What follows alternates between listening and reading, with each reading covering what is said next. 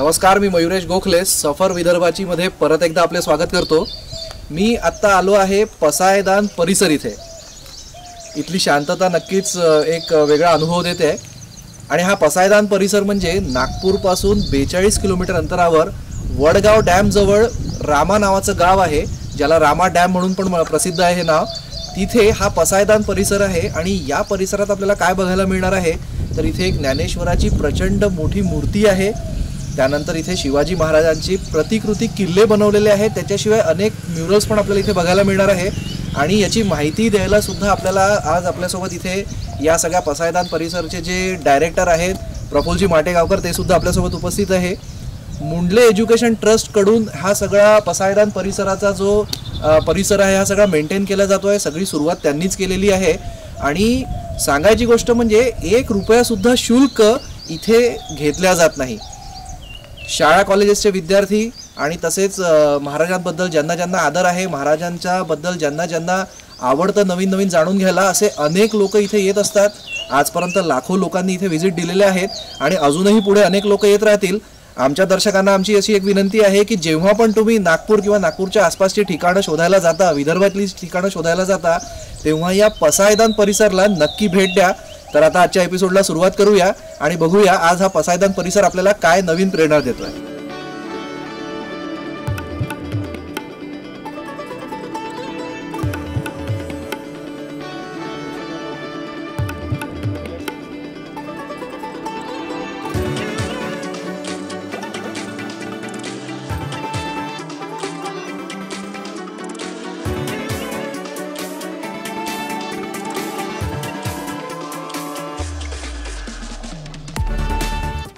पसायदान परिसरात सर्वात पहिले आल्यानंतर जर कुठे लक्ष जात असेल तर ते इथल्या ध्यान मंडपाकडे, आणि त्याच्या मागचं कारणही तेवढंच खरं आहे।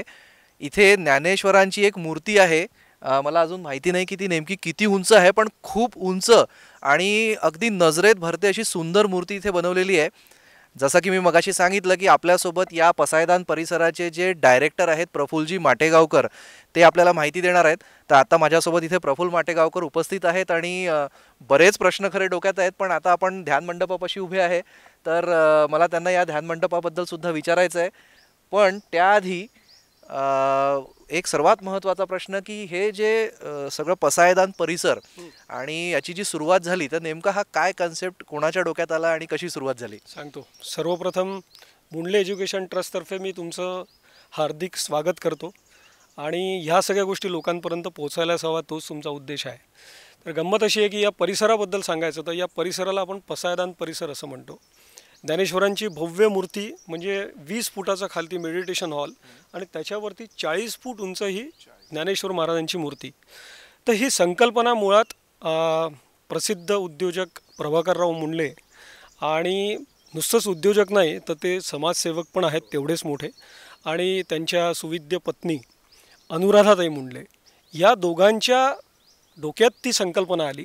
आणि सुरुवातीला त्यांना इथे अनेक संतांची मंदिरांसारखं असं बनवायचं होतं, पण मग त्यांनी विचार केला की बाबा मंदिरं म्हटलं की मग पुन्हा पूजा आरत्या फुलं, मग त्याच्यापेक्षा त्यांनी हा विचार केला की बाबा मग आपण ज्ञानेश्वर महाराजांचीच एकच भव्य मूर्ती इतकी छान करूया की दुरून गावातून सुद्धा ती दिसेल। आणि मग नुसतीच ज्ञानेश्वरांची मूर्ती न करता म्हणजे अध्यात्म हा एक भाग कव्हर झाला, पण आपला इतिहाससुद्धा नवीन पिढीपर्यंत पोचावा म्हणून मुंडले काकांच्या डोक्यात अशी कल्पना आली की इथे आपण छत्रपती शिवाजी महाराजांच्या किल्ल्यांचे मॉडेल्स करूया। आणि मी जे करत होतो ते त्यांनी बघत आले होते, तर त्यांनी ठरवलं की बा ही जबाबदारी त्यांनी मग माझ्यावर दिली आणि मी त्याच्याकरता मनस्वी आभार मानतो की बा हे सगळं करायला मला ती संधी मिळाली। काहीतरी नशीब असतं आणि ती संधी माझ्याकडे चालून आली आणि मुंडले काकांचं काम म्हणजे करायचं ठरवल्यानंतर करायचं। तर मग त्याप्रमाणे आम्ही इथे किल्ल्यांचे 6 मॉडेल्स केले आणि प्रत्येक मॉडेल जवळपास 5000 स्क्वेअर फुटामध्ये एक मॉडेल आहे आणि ते मॉडेल सगळे कॉन्क्रीटमध्ये केलेले आहे, त्याच्यामुळे सगळं R&D चालू होतं त्याच्यावरती। तर इथे म्हणजे महाराजांच्या आयुष्यात जसे जसे किल्ले येत गेले तसे शिवनेरी, तोरणा, राजगड, सिंहगड, रायगड आणि सिंधुदुर्ग असे 6 प्रतिकृती आपण तिथे केलेल्या आहे। आणि मग दरवर्षी लोकांना येणाऱ्या काहीतरी नाविन्य इथे दिसायला हवं, कारण आत्तापर्यंत जवळपास लाखो लोक या परिसराला भेट देऊन गेलेले आहेत। म्हणून याचं दोनदा लोकार्पण झालं. पहिलं लोकार्पण जे झालं ते 2004 साली. माननीय सरसंघचालक सुदर्शनजी तेव्हा होते. मग विरोधी पक्ष नेता तेव्हा नितीनजी गडकरी होते, ते सुद्धा होते. आणि वीरेंद्रजीत सिंह म्हणजे दीनदयाल उपाध्याय संस्थेचे अध्यक्ष दिल्लीचे, ते या कार्यक्रमाला उपस्थित होते आणि तेव्हा याचं लोकार्पण झालं होतं. आणि मग दरवर्षी हळूहळू याच्यात अनेक डेव्हलपमेंट्स होत गेले. आणि मगाशी तुम्ही सांगितलं की बाबा याच्याकरता मुंडले साहेबांनी 1 रुपयासुद्धा शुल्क आकारलेलं नाही. कारण त्यांचा उद्देशच हा होता की बाबा आपण पैसा तर घ्यायचाच नाही, पण हे सगळं नवीन पिढीपर्यंत पोचायला हवं. मग 2020 साली म्हणजे पद्मविभूषण माननीय बाबासाहेब पुरंदरे यांचे आशीर्वाद अनेक वेळा आम्हाला लाभले. आणि मग जेव्हा आम्ही इथे ॲडिशन्स करायचं ठरवलं तर तेव्हा आम्ही काही म्युरल्स इथे बनवलीत, म्हणजे 8x10ची मोठी मोठी म्युरल्स बनवली. आणि मग किल्ल्यांवरती प्रसंग स्वरूपात काही प्रसंग FRPमध्ये केले.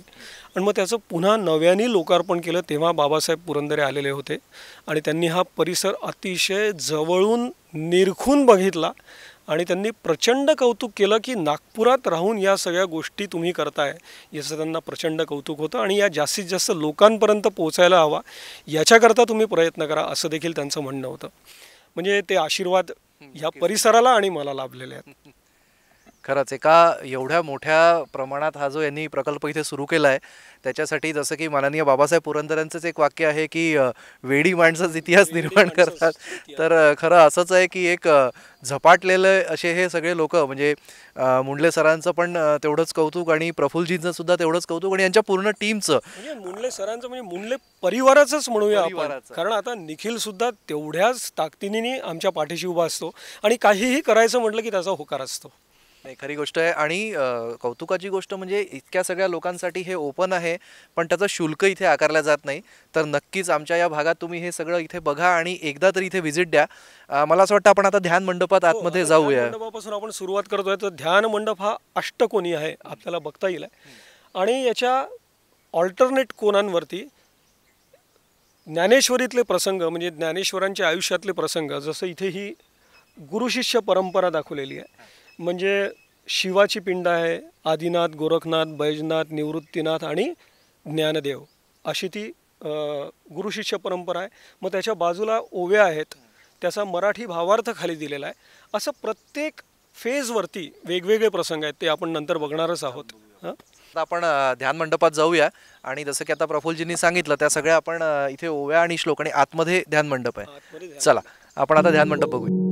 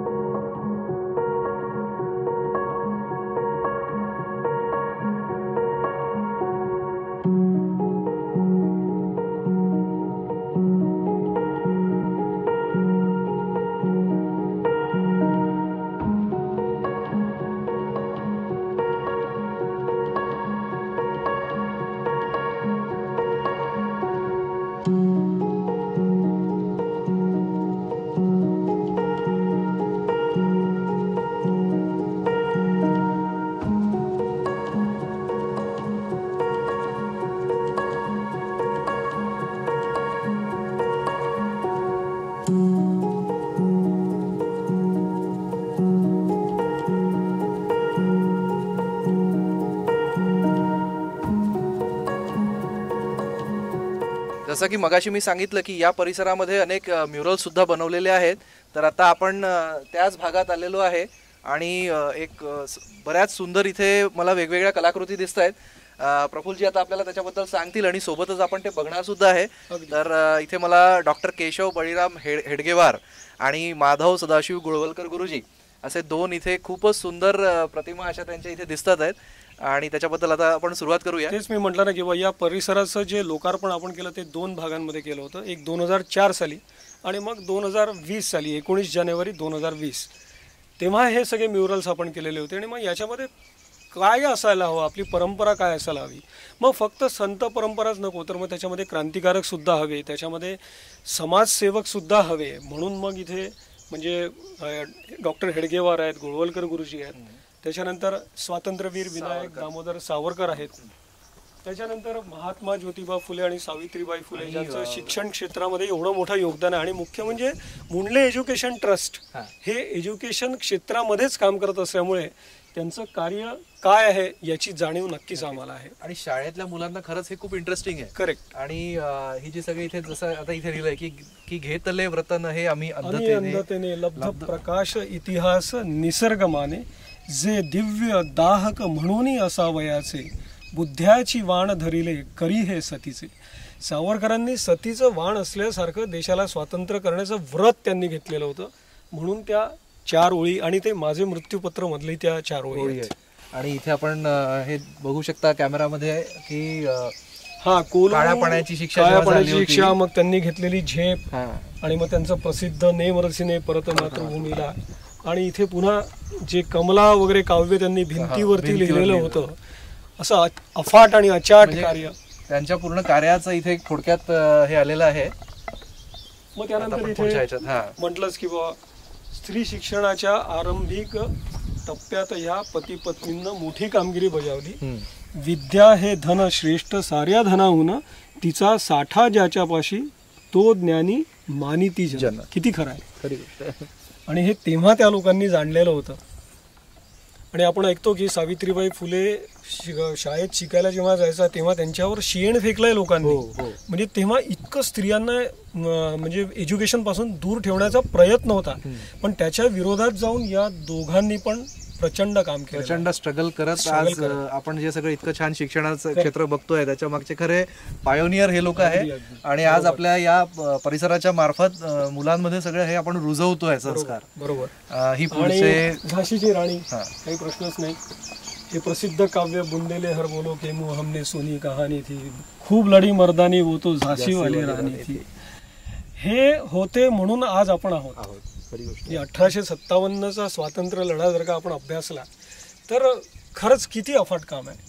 म्हणजे आज आपण क्रांतिकारकांची नावं बोटावर मोजायला गेलो तर किती क्रांतिकारक आपल्याला समजतील, आपल्या किती लक्षात येतील. हे सगळं विद्यार्थ्यांपर्यंत पोहोचवायचा हा सगळा प्रयत्न आहे. इकडे आहेत बाजीराव पेशवे. बाजीराव पेशवा म्हणजे मराठा साम्राज्याचे 4थे छत्रपती शाहूजी महाराज यांचे प्रधानमंत्री म्हणजेच बाजीराव पेशवे, ज्यांना थोरले बाजीराव असे सुद्धा म्हणतात. एक अपराजित हिंदू सेनानी ज्यांच्या शौर्यामुळे मराठा साम्राज्याचा उत्तर भारतापर्यंत विस्तार झाला. म्हणजे छत्रपती शिवाजी महाराजांनंतर हिंदुत्व जे काय टिकून राहिलं ते बाजीराव पेशव्यांमुळे. म्हणजे त्यांचं स्वराज्याचं खरं स्वप्न जो विस्तार जो झाला तो यांच्या काळात असं म्हणता येईल. खरंच खूप छान. 18 ऑगस्ट 1700 ते 28 एप्रिल 1740 असा यांचा कार्यकाळ. आणि आजकाल या सोशल मीडियाच्या जगामध्ये असं वाटतं कधी कधी की हे सगळे विस्मरणात तर जाणार नाही, पण आज ह्या अशा सगळ्या कलाकृतींमुळे आणि अशा प्रयत्नांमुळेच हे सगळे आजही मुलांच्या मनात परत जागे होतील आणि खरंच आपले संस्कार आणि आपली परंपरा टिकवून धरतील. आता पुढे अजून एक दिसतं इथे. आता ज्ञानेश्वर महाराजचा आपण भव्य मूर्ती इथे आहे. छत्रपती शिवाजी महाराजांच्या आयुष्यात गुरु कोण हा एक खूप मोठा प्रश्न लोकांच्या मनात कायम असतो. तर तुकाराम महाराजांकडे जेव्हा छत्रपती शिवाजी महाराजांची म्हणजे तुकाराम महाराजांची जेव्हा भेट झाली तेव्हा छत्रपती शिवरायांना तुकाराम महाराजांनीच रामदास स्वामींकडे पाठवलेला आहे. आणि आता रामदास स्वामी हे छत्रपती शिवाजी महाराजांचे गुरु होते हे दस्तऐवज पण मिळालेले आहेत. आणि मुख्य म्हणजे खरं तर गुरु कोण हा काही प्रश्नच नाही आहेत. छत्रपती शिवाजी महाराजांना मार्गदर्शन द्यायला हे सगळे लोक होते आणि छत्रपती शिवाजी महाराज त्यांचा तेवढा सन्मान ठेवत होते. आणि म्हणून इथे आपण तुकाराम महाराजांची आणि समर्थ रामदास स्वामींची इथे प्रतिकृती आपण केलेली आहे. आणि त्यांना बलोपासनेचं महत्व होतं म्हणून हे आपण त्यांनी हनुमानाची मंदिरं बांधली. म्हणून तिथे कोपऱ्यामध्ये हनुमान आहे, इथे ते मल्लखांब करणारे विद्यार्थी आहेत, इथे म्हणजे आपण दंड बैठका मारणारे पोरं आहेत. तुकाराम महाराज आणि विठ्ठल त्यांचं दैवत, महाराष्ट्राचं दैवत, असं सगळा हा परिसर आहे. खूप छान अशा कलाकृती इथे झाल्या आहेत आणि या सगळ्या इथेच घडवल्या गेल्या. या सगळ्या इथेच बनलेल्या आहेत. म्हणजे हे कलाकार सुद्धा सगळे नागपूरचेच आहेत आणि त्याचं मेंटेनन्स सगळं व्यवस्थित पद्धतीने होत असतं म्हणून हे सगळं आजही आपल्याला तसंच्या तसं दिसतं. खरी गोष्ट आहे की आज कुठलीही कलाकृती किंवा कुठलीही जेव्हा एखादा निर्माण होत असतो तो होऊन तर जातो, पण त्याचा मेंटेनन्स हा सर्वात महत्वाचा असतो. आज याचं पहिलं उद्घाटन जसं की आपल्याला सरांनी सांगितलं की 2004 मध्ये झालं. म्हणजे आज आपण म्हणूया की जवळपास 20 वर्ष, त्याला 19 वर्ष आज त्याला झालेले आहेत. पण त्या मनाने जेव्हा आपण इथे बघतोय तर हे सगळं मेंटेन आहे आणि हे खरंच सगळं मुंडले एज्युकेशन ट्रस्टला आपण म्हणूयाचं की श्रेय द्यायला हवं. इथे बरेचसे किल्ल्यांच्या सुद्धा प्रतिकृती बनवल्या, तर आता आपण तिकडे जाऊया आणि बघूया की नेमकं आपल्याला काय काय बघायला मिळतंय तिकडे. तर आपल्या सगळ्या महाराष्ट्राचा, आपल्या भारत देशाचा छत्रपती शिवाजी महाराज किंवा छत्रपती शिवाजी महाराज की जय असं म्हटल्यानंतर अंगावर काटा उभा राहतो असा इतिहास आहे. आणि आज आपण त्या परिसरात इथे आलो आहे की इथे या सगळ्या किल्ल्यांच्या प्रतिकृती आपल्याला दिसतात आहेत. इथे शिवनेरी किल्ला आहे, राजगड आहे, रायगड आहे आणि या सगळ्या किल्ल्यांचा अभ्यास करून त्या किल्ल्यांची इथे प्रतिकृती बनवणं आणि त्याला मेंटेन करणं हे खरंच खूप मोठं टास्क आहे, खूप कठीण कार्य आहे. ते कार्य प्रफुल्लजींनी अगदी समर्थपणे इथे आपल्याला दिसतंय की त्यांनी पेललेलं आहे हे. आणि आज आपण त्या सगळ्या किल्ल्यांची माहिती पण इथे घेणार आहे. आणि प्रफुल्लजी खरंच खूप सौभाग्य म्हणू याला की विदर्भाचं सौभाग्य आपल्या की हे सगळं आपल्याला आज इथे बघायला मिळतंय. कारण कधी कधी शक्य होत नाही की आपण तिकडे प्रत्येक वेळेस पश्चिम महाराष्ट्रात जाऊन आपण ह्या सगळ्या गोष्टी बघू. पण लहान मुलांसाठी म्हणा किंवा जे ज्यांना आवड आहे, ज्यांना अभ्यास आहे, ते सुद्धा इथे येऊन हे सगळं बघू शकतात. आणि खूप मेहनत घेतली आहे तुम्ही. तर आपण आता सुरू करूया या किल्ल्यापासून. शिवरायांचे 8वे रूप, शिवरायांचा 8वा प्रताप, शिवरायांचा 8वा साक्षेप भूमंडळी. त्या शिवरायांचं आपण स्मरण करू आणि आपण किल्ले पाहायला सुरुवात करू. हे किल्ले जेव्हा बनवायचं ठरवलं तेव्हा याला स्टॅगर्ड पद्धतीने करायचं हे ठरलं होतं. आणि मग किल्ले कुठले असावे तर छत्रपती शिवरायांच्या जन्मस्थानापासून आपण सुरुवात केली. आणि जो आता आपण हा आपला साईडला इथे जो बघतोय हा किल्ला आहे शिवनेरी, जे छत्रपती शिवरायांचं जन्मस्थान आहे. तो जो मावळा तिथे दाखवलेला आहे ती जन्मस्थानाची इमारत आहे. आता किल्ले काही आपण डिटेलमध्ये काही आपण आत्ता बघणार नाही आहोत, लोकांना एक कल्पना यावी त्या दृष्टीने आपण हे सगळं मी सांगतोय. तर आणि तो वरचा काळा चौथरा, ह्या इमारती सगळ्या तिथे परिपूर्ण स्वरूपात आजही आहेत. काही काही ठिकाणी मात्र आम्ही आमच्या कल्पकतेनं त्या उभ्या केलेल्या आहेत इथे की तेव्हा त्या कशा असतील. पण हा शिवनेरी जो जुन्नर जवळ आहे, नारायणगाव पासून आपण जुन्नरकडे जातो आणि जुन्नर शहरात म्हणजे जिथे लेण्याद्रीचा गणपती आहे त्या लेण्याद्रीच्या गणपती जवळचा हा किल्ला, पहिला किल्ला शिवनेरी. चला आता आपण आणि दुसऱ्या त्याच्या किल्ल्यात. हा तोरणगड, ओके, म्हणजे जो छत्रपती शिवरायांनी पहिल्यांदा जिंकला, स्वराज्याचं तोरण बांधलं असं म्हटलं जातं. खरं तर त्याच्या मागे इतिहास वेगळे आहेत, त्याच्यात आता आपण पडू नये. तर इथे छत्रपती शिवरायांना धन सापडलं ह्याच तोरण्यावरती. आणि हा तोरणगड शिवाजी महाराजांच्या सह्याद्री रेंजमधले जे किल्ले आहेत त्यातला सर्वात उंच किल्ला आहे. अप्रतिम असा किल्ला आहे, अतिशय कठीण. एक तर त्यामुळे तिथली वर्जिनिटी जी आहे, कारण लोक जास्त जात नाहीत कारण चढायला कठीण असल्यामुळे, पण अप्रतिम असा हा किल्ला आहे. आणि ह्याच किल्ल्यावर जे धन सापडलं त्या धनाचा वापर करून छत्रपती शिवरायांनी जो किल्ला बांधला तो म्हणजे राजगड. हा पहिले तो थोडासा जवळून बघू. हो या ना. समजा 2-4 मोहरा त्यांनी खिशात जरी टाकल्या असत्या तरी सुद्धा काही फरक पडला नसता, पण स्वराज्याचा इमानाचा हिशोब मात्र चुकला असता. म्हणून त्यांनी ते वाजत गाजत सगळं धन महाराजांपर्यंत नेलं. आणि मग त्याच धनाचा इथे ही जी एक असा काळा डोंगर दिसतोय ना, त्याला बुधला म्हणतात, त्याला बुधला माची म्हणतात. आणि ही प्रसिद्ध बुधला माची आहे. ते तेलाच्या बुधल्यासारखा तो असा दिसतो डोंगर. आणि मग याला विशाळा पर्वत म्हणतात. मग तिथे मध्ये कोकण दरवाजा आणि मग तो वरती अभेद्य असा बालेकिल्ला आहे. आणि मग त्या बाजूला तिकडे मागच्या बाजूला झुंजारमाला माची आहे, म्हणजे अशी सोंडेसारखा भाग निघालेला. आपण बऱ्याचदा गुगलवर वगैरे त्याचे फार सुंदर फोटो आहेत तरी चालेल. इथनं ती झुंजारमाला माची दिसते या बाजूला. कारण बऱ्याचदा गुगलच्या इमेजेस मध्ये आपल्याला दिसतं की ती अशी एक माची समोर आलेली आहे. माची म्हणजे डोंगराचा असा लांब सोंडेसारखा निघालेला भाग आणि त्याला दोन्ही बाजूनी बांधलेलं असतं, बांधकाम केलेलं असतं. आणि मगाशी मी जे म्हटलं की बुवा धन सापडलं आणि त्या धनाचा वापर करून महाराजांनी किल्ला कुठला बांधला तर तो राजगड. चला आपण राजगडाचं महत्व फार जास्त आहे, कारण छत्रपती शिवरायांचं आयुष्य 50नी राजगडावर घातलेलं आहे. म्हणजे केवढं महत्वाचं आहे, म्हणजे अनेक महत्वाच्या घटना या किल्ल्यानं अनुभवलेल्या आहेत. म्हणजे अगदीच उदाहरण द्यायचं झालं तर शाहिस्तेखानाची मोहीम, अफजल खानाला मारण्याचं प्लॅनिंग, त्यानंतर महाराज आग्र्याहून जे सुटून आले ते हा जो समोर दरवाजा दिसतोय पाली दरवाजा, त्या पाली दरवाजाच्या तिथे महाराज आले. तोच प्रसंग आपण छोटासा मूर्ती स्वरूपात दाखवलेला आहे की जिजाऊंनी त्यांना स्वागत केलं त्यांचं. पण तेव्हा त्यांना माहिती नव्हतं की हे शिवबाच आहे, कारण ते बैराग्याच्या विषयात आलेले होते.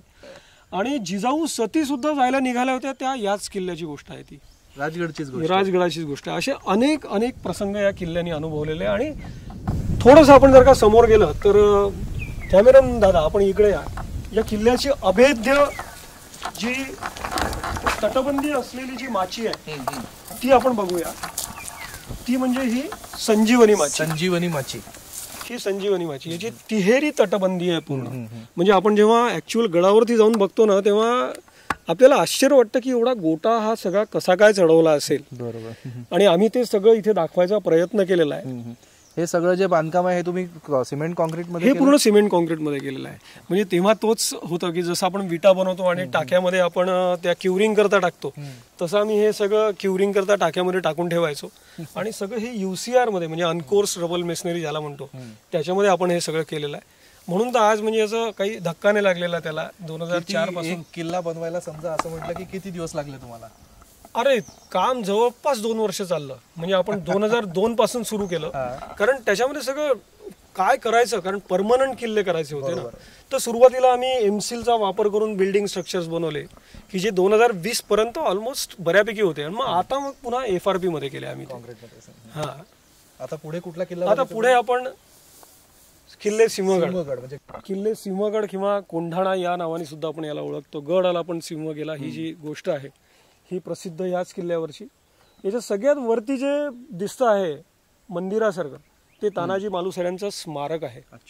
आणि हा जो सगळा खालचा भाग दिसतोय जिथे आता आपण सध्या ऍक्च्युअल किल्ल्यावरती गाड्या ठेवतो आणि मग साईडला पुणे दरवाजे आहे त्यांनी आपण वरती जातो. तर हा किल्ला तोरणगड आणि राजगड हे जशी इथे 3 त्रिकोणामध्ये आहे तसेच ते ऍक्च्युअल किल्ले सुद्धा ते त्रिकोणामध्येच आहे. म्हणजे तोरणा ते राजगड 8 किलोमीटर, राजगड ते सिंहगड 13 किलोमीटर, असं ट्रँग्युलर शेप मध्ये ते 3 किल्ले आहेत. एक त्रिकूट 3 गडांचे, एक सिंहाचे, एक राजाचे, तोरणा बिल्वपत्र सर्वांचे, असा त्याचा उल्लेख मी माझ्या कार्यक्रमांमधून करत असतो. तर गंमत सांगतो तुला की मी जेव्हा सगळ्यात पहिले किल्ला पाहायला गेलो होतो तेव्हा राजगडावरून मी घरी फोन केला होता. तेव्हा माझ्या डोळ्यात अक्षरशः गळागळा पाणी आलं होतं की फक्त एका किल्ल्यावरून दुसऱ्या किल्ल्यावर खबर द्यायला महाराजांना किती प्रयत्न करावे लागायचे. आणि आज आपण सहज मोबाईल हातात धरून मेसेज करतो, व्हिडिओ कॉल करतो. म्हणजे खरंच काय कुठल्या परिस्थितीत महाराजांनी हे सगळं घडवलेलं आहे. खरी गोष्ट आहे.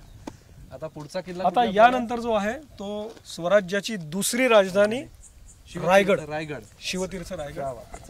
रायगड ही राजधानी होती स्वराज्याची. 6 जून 1674 साली राज्याभिषेक झाला आणि महाराजांचा उच्च परमोच्च आयुष्यातला जो क्षण होता तो ह्या किल्ल्याने अनुभवला की जो आपल्या महाराष्ट्राकरता एक अतिशय अभिमानाचा क्षण आहे, राज्याभिषेकाचा क्षण. आणि त्यानंतर मात्र 12व्या दिवशीच आऊसाहेबांचं निधन झालं. म्हणजे महाराज पोरके झाले असं म्हणतात. तेव्हा महाराज स्वतः फार दुःखात होते. आणि थोडंसं तुम्ही कॅमेरामन दादा तुम्ही खालच्या बाजूला बघा, इथे पाचाड गाव दाखवलेलं आहे. ह्याच पाचाड गावी जिजाऊंची समाधी बांधलेली आहे आणि इथेच जिजाऊंचा वाडा सुद्धा आहे. म्हणजे तिथे एक बेंच आहे दगडी चौथऱ्यासारखं की जिथे महाराज आणि जिजाऊ गप्पा मारत बसायचे आणि त्यांच्या नजरेत तो रायगड असायचा. इतकी सुंदर कल्पना आहे तिथे. आणि तिथे सगळं आपण गेलो ना की अक्षरशः शहारे येतात अंगावर. तीच आपण इथे मांडलेली आहे. हा, ते सगळं दाखवायचा आपण प्रयत्न केलेला आहे. खरंच खूप छान.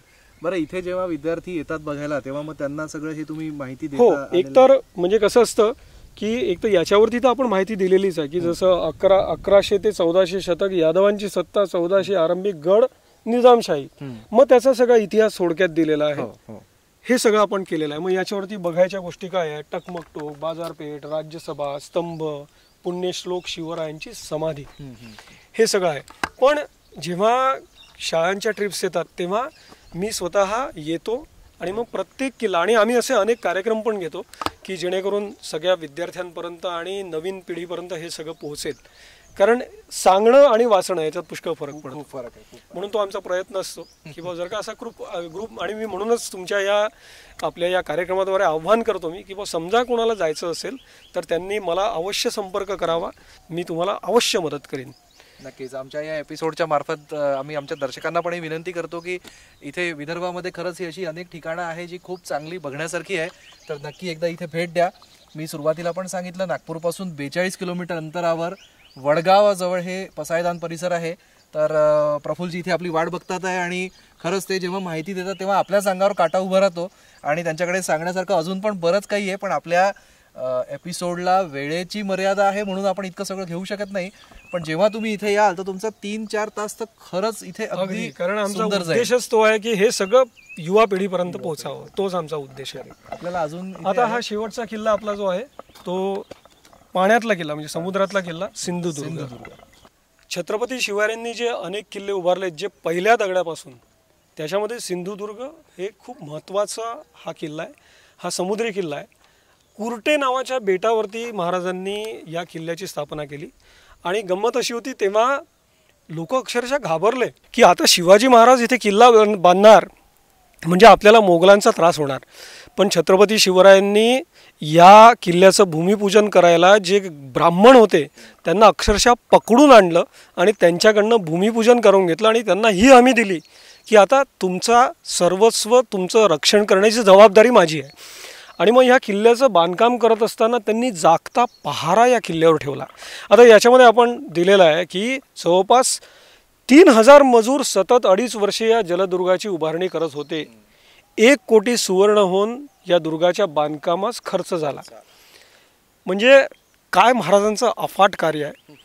आणि ह्या किल्ल्याचं बांधकाम चालू असताना म्हणजे 1664 ते मार्च 1667 ह्याच काळात छत्रपती शिवाजी महाराज आग्र्याला सुद्धा होते अटकेत, पण किल्ल्याचं बांधकाम मात्र थांबलं नव्हतं. एवढं त्यांचं मॅनेजमेंट परफेक्ट होतं.